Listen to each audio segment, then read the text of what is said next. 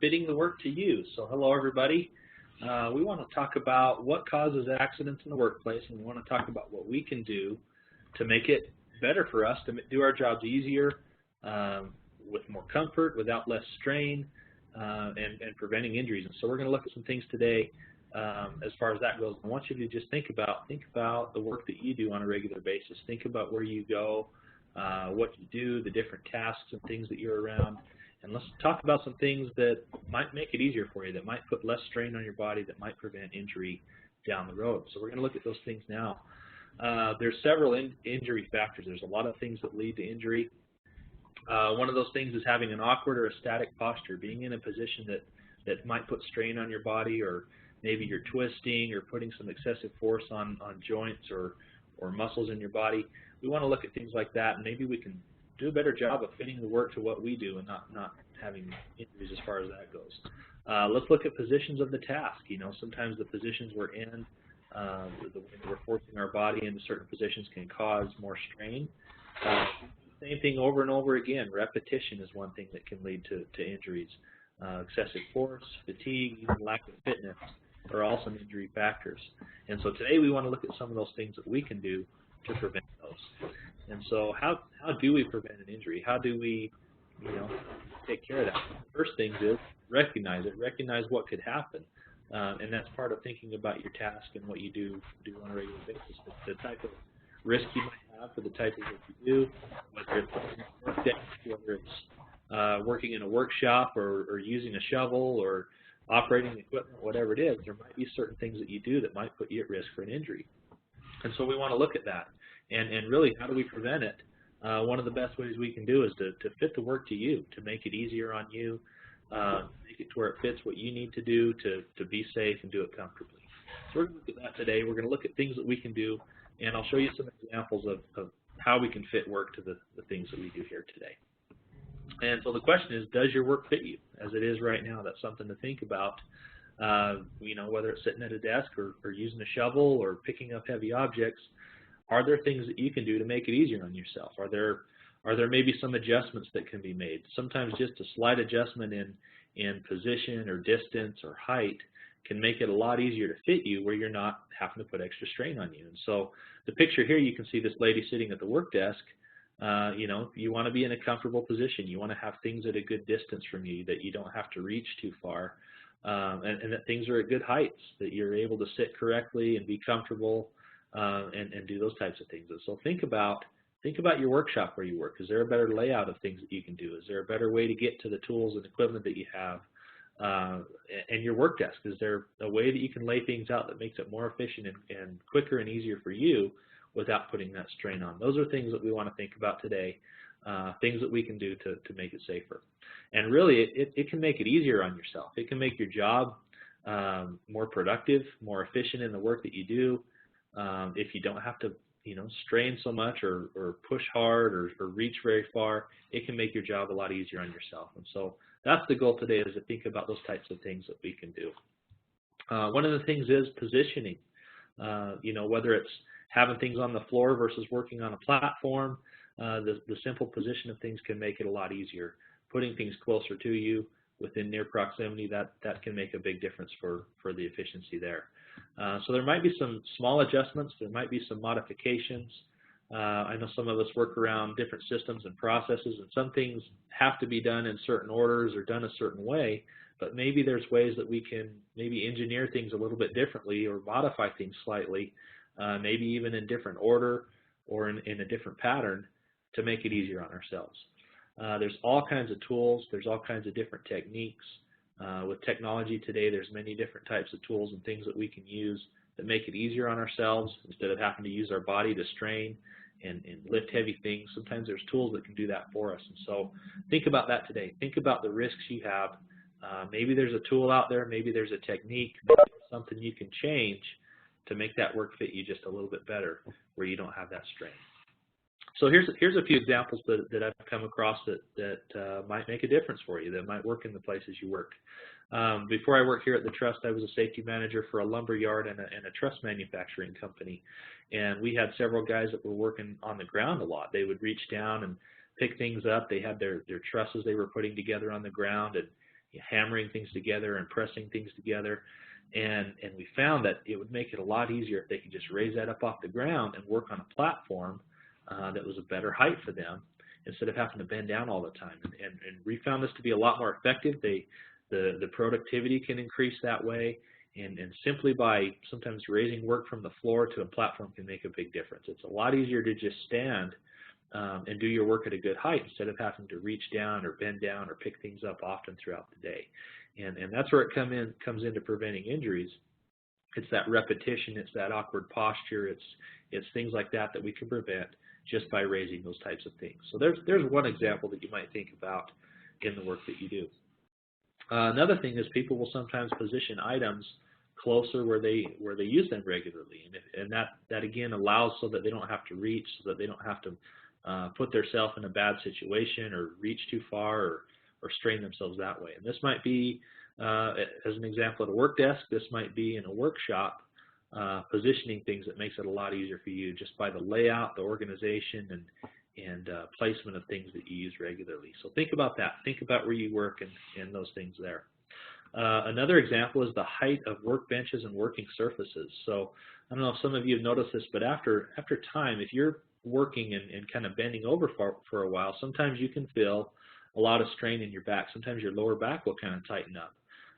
An example I had of this was I was in the kitchen one day at the kitchen sink just doing some dishes, and after a while I noticed that I kept having to lean forward, and my lower back started to tighten up. I thought, well, why is that? Well, I found that because of leaning forward, it was causing that. Sometimes just by raising that surface can make a difference. For me, being a little taller, it would help having a kitchen sink that's maybe 6 inches higher, but we have a standard height sink, and that's kind of what we have in our kitchen. But if there is something adjustable like that, like a workbench or a workstation or somewhere like that where you're going to be working for a while, if you can get those things raised to a height that's good for you, that fits you, it can make it a lot easier on yourself and have that less strain there. So think about those things. Think about the heights of places you work and different adjustments that you can make. There's lots of different tools out there. You can see here with handles of different types of pliers.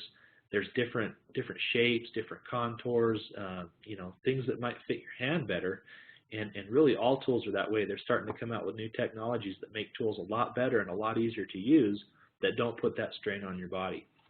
Whether it's a shovel or a hammer or hand tools or power tools, whatever it is, look into those things that might make it easier on yourself. Sometimes when we are working on something, it can be in tight places, and sometimes we have to maybe bend our wrist or twist our arm a certain way. Maybe you're taking a wrench and you're getting into a tight area and you're trying to turn something with a wrench. That can put a lot of strain on your wrist and your arm, and you might not realize that until you start to feel it. And so think about those things. Maybe there's tools out there with better shapes or designs or better technologies that make it easier on yourself. And getting that right position, with positioning and using the right posture, that's really what can prevent those injuries down the road. So watch for those things. Watch for tools and things that you might use that can help you. Lifting is another big thing. We see injuries from this a lot, from lifting heavy objects, from putting strain on your back and doing things like that.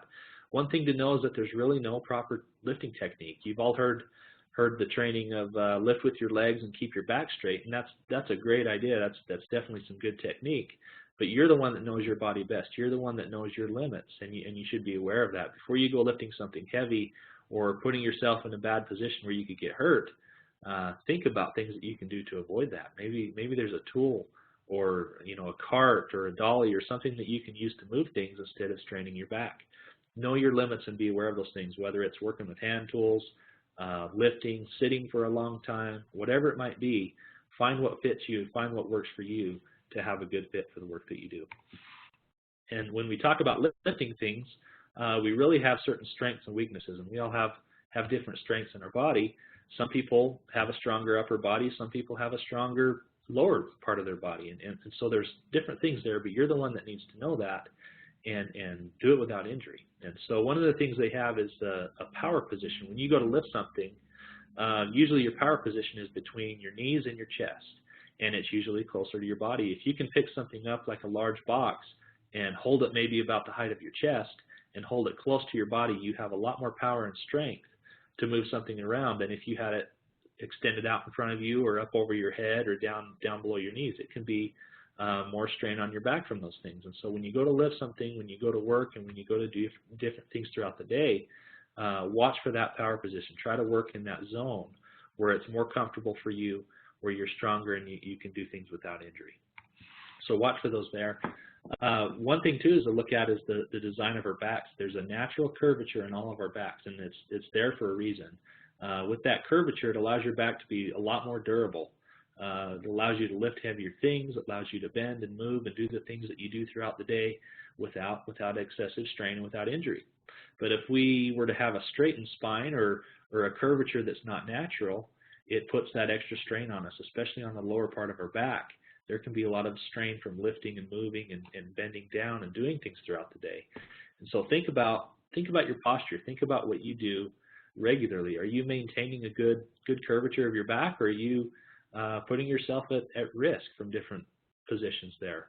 Let's watch for those things and think about that as you do your work. Looking at this picture here, you can see this is not a very good curvature of the back. This person's sitting at their work desk leaning forward. They've got their eyes tight to the computer, and that can put a lot of strain on their back just from sitting like that. And it just doesn't look very comfortable. It doesn't look, very comfortable to sit that way. So think about, what we can do to adjust our workstation or our desk or our chairs or, whatever task it is we're doing, whether it's using a shovel or swinging a hammer. Maybe there's better postures and things we can do to protect our back and protect our body there. So what we can do is we can make adjustments. We can adjust the chairs. We can find more efficient, better ways to do things and really fit the work to us, to what we need to be comfortable. So with that, a lot of people will look at their workstation, and this is just general recommendations that you've probably seen before. Some of the best recommendations are to keep your back straight up and down, to have that good curvature of your back at a desk while you're sitting there. And so part of that is adjusting your chair, having the right height set, having good distances away from where you're working, having the monitor, the top of the monitor with your eyes about 1/3 from the top of the screen, being able to look straight at it, using your mouse and your keyboard at a good level with your arms, having a 90-degree angle with your arms. Those are all good recommendations, and having your feet touch the floor. If you can have all of those, it's usually a better position for general people, for a certain body type. But you might find something that works better for you. There might be better angles. There might be heights that make you more comfortable. Just different slight adjustments like that at your workstation might be able to make a big difference for you. So watch for those things. There's other examples. There's some workstations where people stand. They'll stand and work. There's different angles of the seats that you can get, whether it's leaning back or tilting the seat down. Find what's comfortable for you. Make those adjustments that make it better for you, that you can avoid the injury there. Part of that is choosing the right chair. Make sure that you get a good chair that is adjustable, that has adjustable controls, one that fits you, the right size and comfort and things that you need to be able to do your job without the extended risk there. So look at the chair. Part of that is getting the right chair, and the other part is knowing how to adjust it and actually taking the time to adjust it. There's a lot of controls there that we can use, and they can raise and lower things. They can tilt things back. There's different angles that you can get to support your lower back. Those are all important things, but we need to take the time to adjust it, because if we don't, then we're just working through the injury and we're working through the discomfort.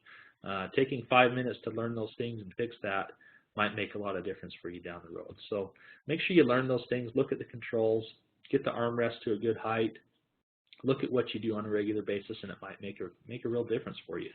And this really goes to everything, not just an office setting, but again, it could be in a workshop. It could be when you're operating equipment or using power tools or things like that. There might be things that you can do to make slight adjustments that make it better and safer for you. And so the goal from today is that you think about what you do on a regular basis. What risks are there? And then making a commitment to stay healthy, looking at those things, identifying the risk, and taking responsibility for your health. Really, it's about finding, what fits you, what strengths and weaknesses you might have in your body, knowing the limits of your body, and making a commitment to take care of that and fit that work and that task to you so that you can do it safely without injury. That's really the goal from today. And so we want you to think about your tasks, identify those things.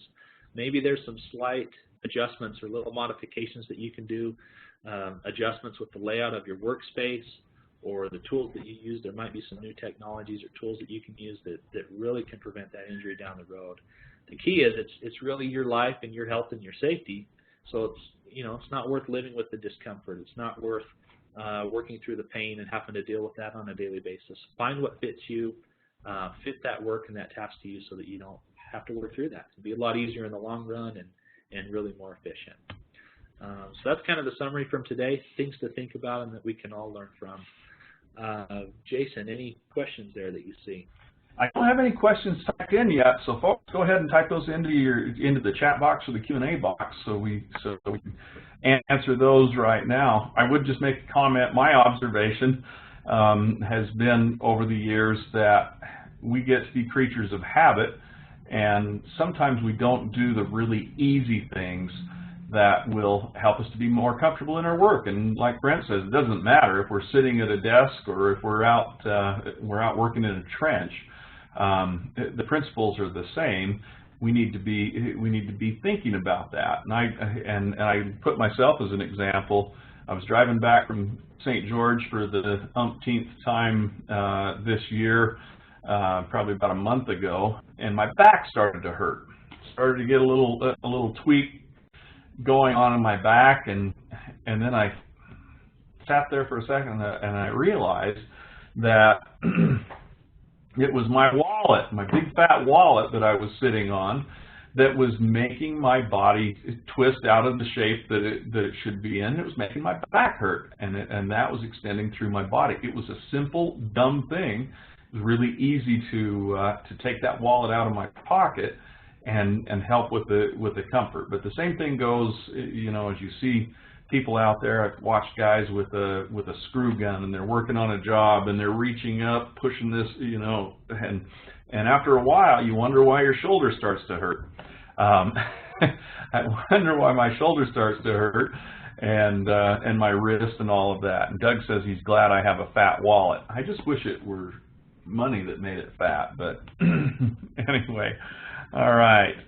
Looking at the chat box, looking at the Q&A box, I don't see anything, but I bet Doug's got something to say.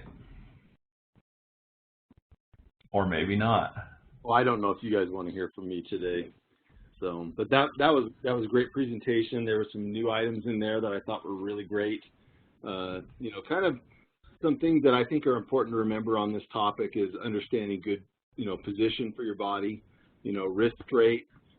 Elbows, should be 90 degrees or wider angles. 90 degrees to 120 degrees is good angles for your elbows, your knees, your back at your hips. With straight wrists, those are kind of things to think about as well, because sometimes we're injuring ourselves, getting ourselves in the wrong posture. So make sure we're using, and Brent touched on this, make sure we're using good posture while we're working. That makes a huge difference. Okay. All right. Oh, let's see. Is there another one there? Nope, just a thanks. So, Brent, final word. That's all. Everybody think about what you do and be safe out there. It's really your health and safety. So, thanks for coming today.